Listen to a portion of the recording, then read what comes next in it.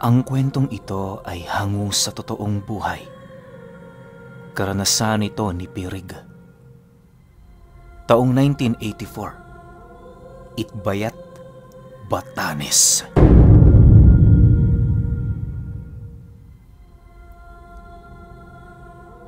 Itong mga panahong ito, isang mangingisda itong si Pirig na naninirahan sa Itbayat. Noon pa man, pangarap na niyang tumungo sa iba't ibang parte ng laot, maging sa mga islang sakop nito. Para makapaglayag siya sa karagatan, palagi siyang sumasama sa pangkat ng kanyang ama. Dahil dito, nagawa na niyang marating ang iba't ibang isla na sakop ng Batanes. Ang hindi niya lang noon napupuntahan ay ang isla ng Iyami dahil sa malalakas na along pumoprotekta dito. Bagaman kaya yon ng kanilang bangka, hindi na roon tinatangkapang tumungo ng pangkat ng kanyang ama. Nababahala kasi ang mga taong yon sa kadahilan ng maraming kumakalat na usapin ukol sa islang yon. Sabi-sabi ng mga matatanda sa kanila na ang isla ng Iyami ay tahanan ng mga nilalang na hindi nakikita. Kapag ang isang ordinaryong tao ay napadpad roon ng gabi, lahat ng kinakatakutan niya ay magiging totoo. Sa madaling sabi, magkakaroon ng buhay ang mga ito, depende na lamang sa kung ano ang iniisip ng taong yon noong mga panahong naroon siya sa isla. Ang iba pang rason ng pangkat ng kanyang ama, hindi biro ang pagdaong roon, lalo pat wala yung gaanong mabuhanging dalampasigan. Kahit maraming malalaking isda ang nakapaligid sa isla, hindi na nila yon pinagkainteresan. Palaging bukang bibig noon ang kanyang ama, ibigay sa kalikasan ng lugar na dapat sa kanila. Dahil dito, kaya na may inakala ni Pirig na hanggang pangarap na lamang ang makarating sa isla ng Iyami. Ni minsan, hindi na din siya nangahas na sumuway sa utos ng kanyang mga magulang, gawa ng alam niya sa kanyang sarili na magagalit ang mga ito sa kanya. Mabait naman ang mga magulang niya pero hindi yun sapat para suwayin ang habilin nito. Sa paglipas ng mga buwan, nagpatuloy ang kanilang pangingisda malapit sa mga isla. Medyo nalilimutan na din noon ni Pirig ang tungkol sa hinahangad niyang mapuntahan hanggang sa mapag-usapan nila ito ng kanyang mga barkada. Sa pagpasok ng buwan ng Abril, pagkita-kita nila, doon nila napag-alaman na anak pala ng isang antingero ang isa sa mga bago nilang barkada. Para makasabay yun sa kanilang usapan, minabuti nilang pakinggan ang tungkol sa pamilya nitong pinagmulan. Matapos mailahad ng barkada nila na anak yon ng antingero, unti-unting nadapo ang kanilang paksa sa mga mutya. Hindi naglaon, tinalakay nila ang tungkol sa isla ng Iyami at sa mga mutyang naninirahan doon. Ayon sa lalaki, kaya hindi madaling mapasok ang islang yon, gawa ng hinaharangan yon ng mga elemento. Sa tuwing nakakaramdam ang mga ito ng mga taong umaaligid sa kanilang lugar, inuutusan nila ang panahon na maging masungit. Yung alon doon, gabahay ang laki, depende sa bangkang papalapit. Dagdag pa ng lalaki, minsan na ding nailahad ng ama niya sa kanya na marami nang nawawalang antingero sa isla. Hindi lang yun nababalita, sa kadahilan ng pinipiling ikubli ng mga taong nakakaalam ang tungkol dito. Matapos naman yung marinig nila Pirig, halos hindi sila makapaniwala sa istoryang isinalaysay ng kanilang kaibigan. Bagaman nananatiling kataga ang mga kwentong ibinahagi nito, hindi nila maiwasang mapaisip kung yun ba ay totoo o kathang isip lang. Para mapatunayan ng kaibigan nila ang tungkol sa mga bagay na inilahad nito, ito na mismo ang nagyaya sa kanila na tumungo sa isla ng Iyami. Dahil sa sinabi nito, agad namang umatras ang iilan nilang kaibigan sa takot na mapahamak. Si Pirig noon nananatiling tahimik, tila bang may kung ano sa kanyang isipan ang nag-uudyok sa kanilang maniwala sa mga bagay na sinasabi ng lalaki. Makalipas lamang ang ilang minuto, nagkatitigan naman silang dalawa at kasabay nito ang pagwika ng kaibigan nila ng, "Kita ko sa mga mata mo ang paghahangad na tumungo sa lugar na yon. Ano, sasama ka ba?" "Wala namang problema kung tayo lang. Hindi ko kailangan na makakasamang duwag at tanging kaligtasan lamang nila ang iniisip." Nang marinig naman ng iilang kabarkada nila Pirig ang sinabi nito, hindi nila maiwasang sapaki ng lalaking yun. Sa isip-isip nila, bago pa lamang nila yun naging barkada, tapos gano'n na ang tono ng pananalita nito. Inakala din ng mga kaibigan niya na babawiin ito ang mga bagay na kanyang sinabi, subalit nagkamali sila. Sa kabila ng mga natanggap nitong suntok sa muka, ni hindi man lang natinag ang lalaki. Dumudugo na ang ilong at pikit na ang isang mata nito pero nananatili pa rin yung nakangiti sa kanilang harapan. Maya-maya pa, nang maramdaman nitong kumalma na ang mga kaibigan nila, agad naman yung lumapit kay Pirig habang seryosong nakatitig sa mga mata nito. Sa paghawak nito sa kanyang balikat, ramdam na ramdam niya ang pagiging seryoso nito sa mga bagay na inilahad nito sa kanila. Hindi naglaon, napilitan na ding sumang-ayon nitong si Pirig kasama ng iilan niyang mga kabarkada. Ang tanging sumunod sa plano noon ng kaibigan nila ay ang mga barkada din nilang merong katiting na kaalaman pagdating sa hiwaga ng mundo at sa mga lihim na karunungan. Upang maging maayos ang kanilang pag-uusap, pinili nilang tumungo sa bahay ng lalaki. Sa pagbagtas nila ng daan, inilahad nito sa kanila na ang ama nito mismo ang magbibigay ng plano para sa kanilang grupo. Inabisuhan din sila ng kaibigan nilang yon na hindi sasama ang ama nito sa kanilang misyon. Nang marating na nila ang bahay nito, doon bumungad ang isang makisig na lalaki na abalang-abala sa gawaing bahay. Pagsilay nito sa pangkat ni Pirig, agad naman itong itinigil ang lahat ng kanyang ginagawa. Hindi na rin yung nag-atubiling ilahad ang plano na para bang matagal na panahon na yung napagdesisyonan ng mag-ama. Sa kanilang mga nalaman, meron silang 1 linggo para maghanda. Ihahanay nila ang pagpunta sa isla ng Iyami sa huling linggo bago sumapit ang Semana Santa. Naniniwala kasi ang ama ng kaibigan nila na yon ang pinakamagandang pagkakataon para tumungo roon. Hindi rin ito ipinagkaila sa kanila ang tungkol sa panganib na makakaharap nila sa isla para naman kahit papaano makapaghanda sila. Matapos malaman nila Pirig ang tungkol sa bagay na yon, agad naman silang umuwi. Sa paglipas ng mga araw, wala siyang ibang ginawa kundi pag-isipan ng mga bagay na kanilang napagkasunduan. Hindi na rin siya gaanong nakakasama sa pangingisda ng kanyang ama, gawa ng inihahanda niya ang kanyang sarili sa nalalapit nilang paglalakbay. Sa pagtungtong ng huling araw ng linggo bago sumapit ang Semana Santa, doon na siya nagpaalam sa mga magulang niya. Lahat ng palusot at pag-iiwas ay pilit niyang ginawa nang sa gayoy mapagtakpan ng kanilang plano. Kinagabihan, umalis sila Pirig sa kanilang lugar. Ang kasama niya noon, siya, yung lalaki at yung 3 nilang kaibigan. Lahat sila handa sa kung anuman ang mangyayari sa kanila sa isla. Habang tinatahak nila ang daan patungo sa Iyami, walang pag-uusap ang naganap sa kanila. Tila ba silang 5 noon, nag-iisip ng malalim ukol sa mga nilalang na kanilang madaratnan sa lugar na yon.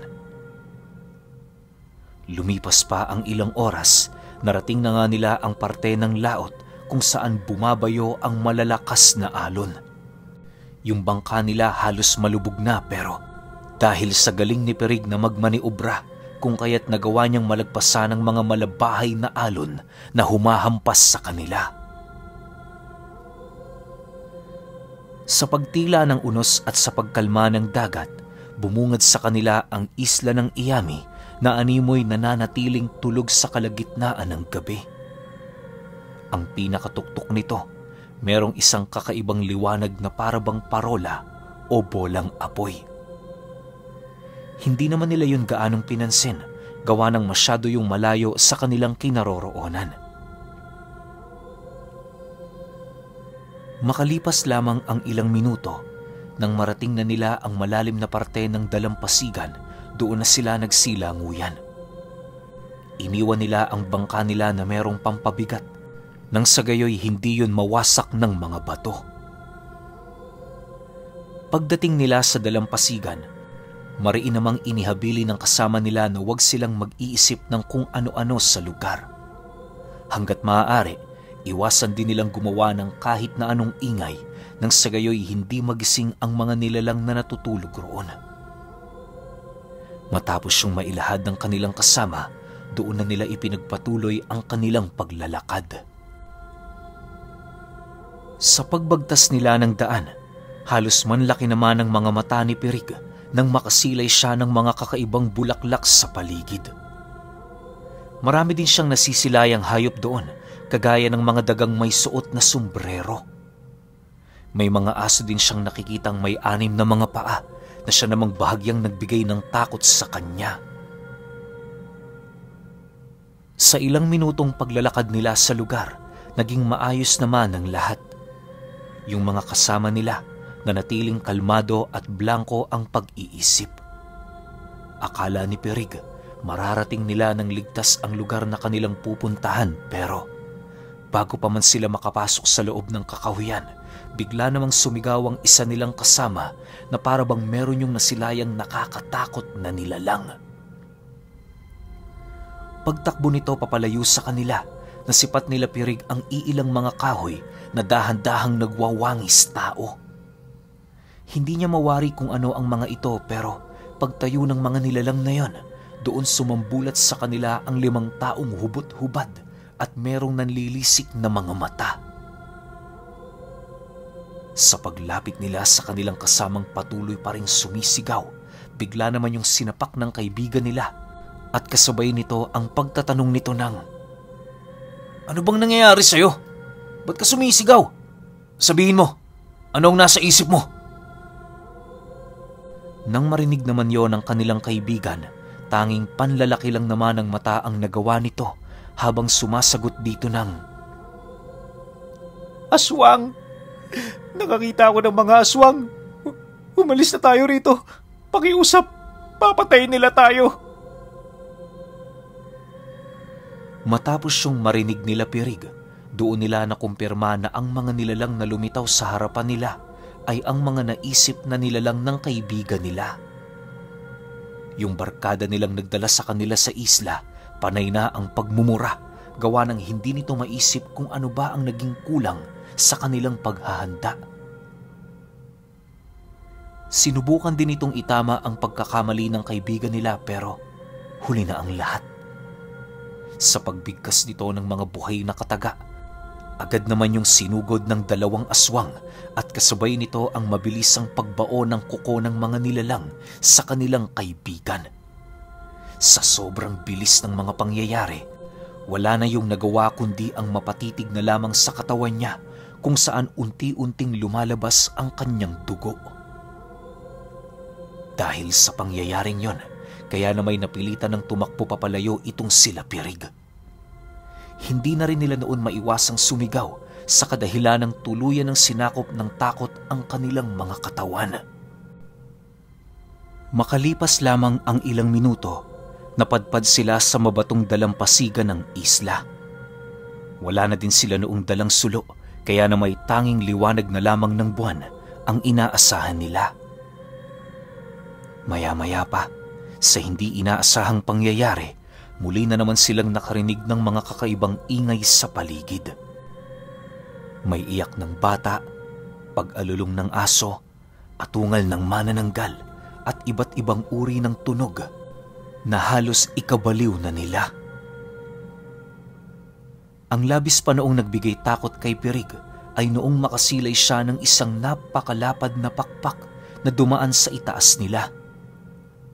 Ayon sa kanyang mga kasama na ang mga nilalang na kanilang naririnig ay kaparte ng imahinasyon ng mga itong kasalukuyan nilang naiisip. Sinubukan naman nilang pigilan ang mga nilalang na nagkakaroon ng buhay sa kanilang isipan pero hindi nila yun magawa-gawa. Dahil sa pangyayaring yon, kaya na may pinilit ni Pirig na panatilihing blanko ang kanyang pag-iisip. Subalit, hindi naglaon, nagawa pa rin siyang magapi ng tentasyon ng isla.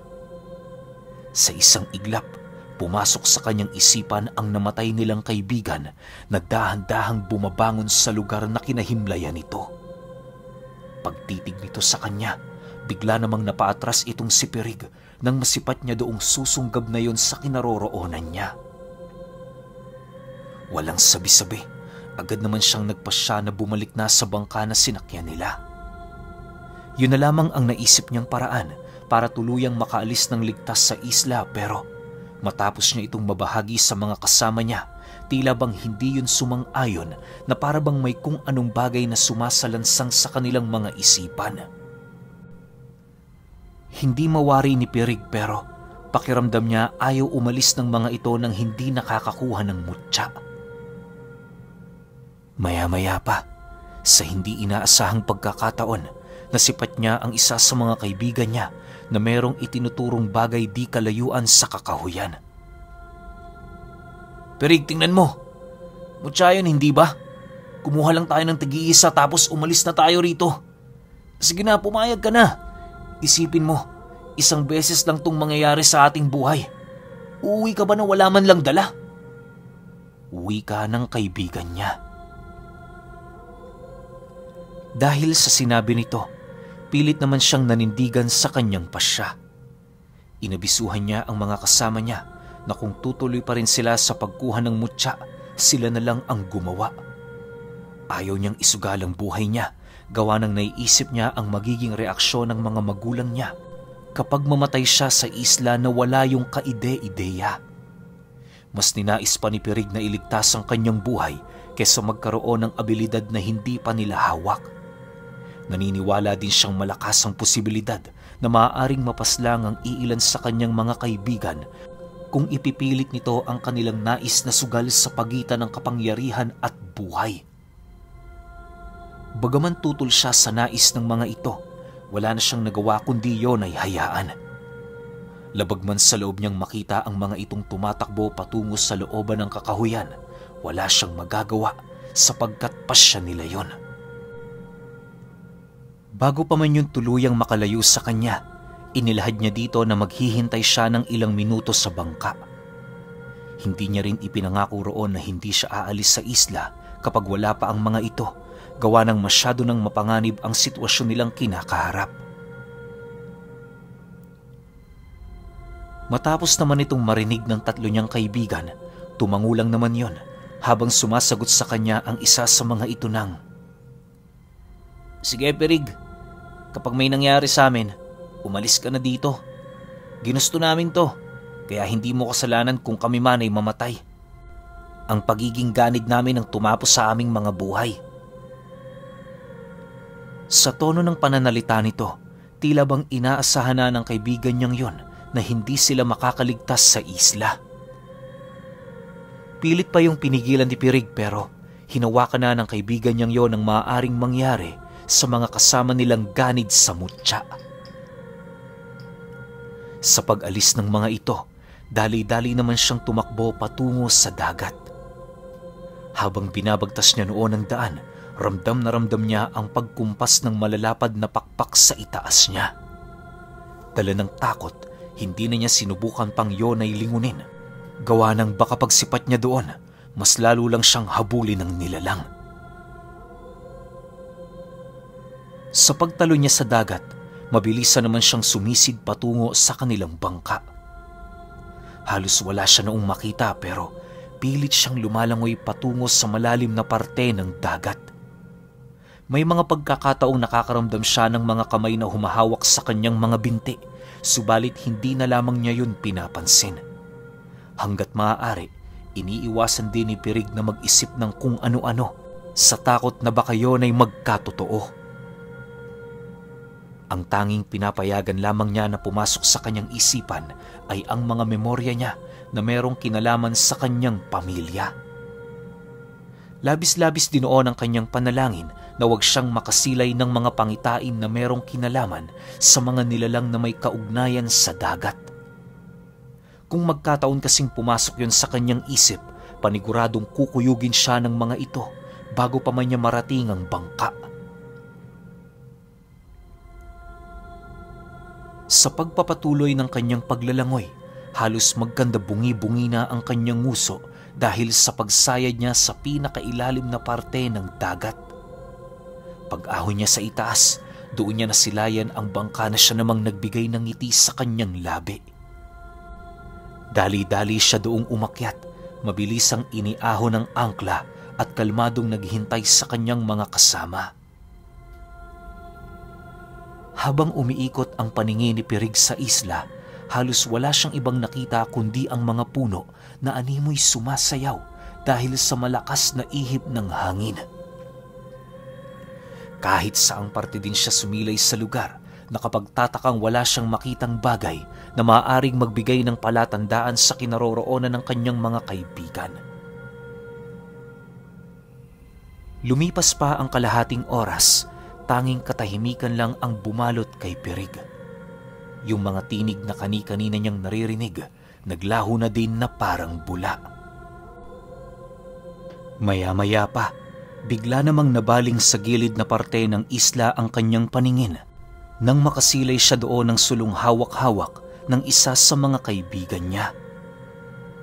Pagtitigan nilang dalawa, kitang-kita ni Pirig ang pagngiti nito habang dahan-dahang bumabagsak yun sa dagat. Nang akmang pupuntahan na niya ang kinaroroonan ng kanyang kaibigan, bahagya naman siyang natigilan nang makarinig siya ng kakaibang bulong sa kanyang isip.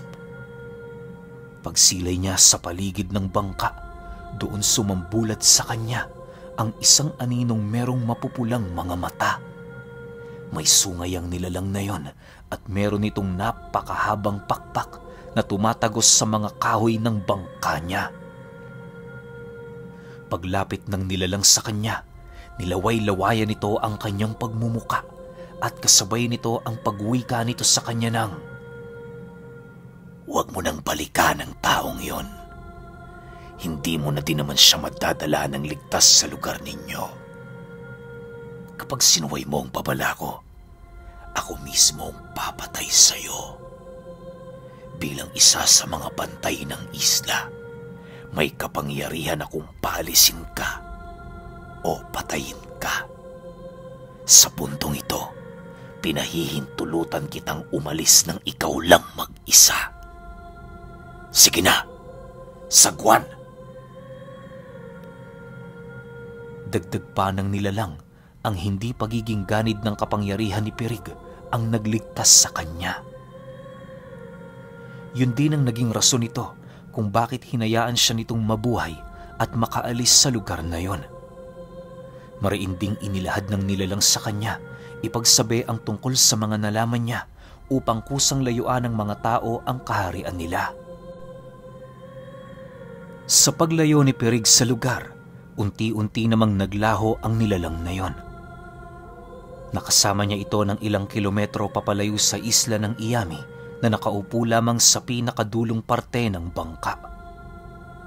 Nang dumating na sa puntong siya na lamang ang natira, pinag-igihan niya ang pagsagwan hanggang sa masipat na niya ang sumunod na isla. Magmula noong nangyari ang insidente, marami ang nagtangkang humanap sa mga kaibigan niyang nawala. Pero gayunpaman, kahit anong suyod nila sa isla ng Iyami, wala silang makita. Alam niyo ba, marami ang nagduda sa kwento ni Pirig, subalit pilit yung pinatunayan ng ama ng kaibigan niyang nag-udyok sa kanila. Magpahanggang sa ngayon, hindi pa rin nakikita ang bangkay ng 4 na binata na nangahas kumuha ng mutya sa Iami na siyang tinatawag ng mga Pilipino na pinakadulong pulo ng Pilipinas.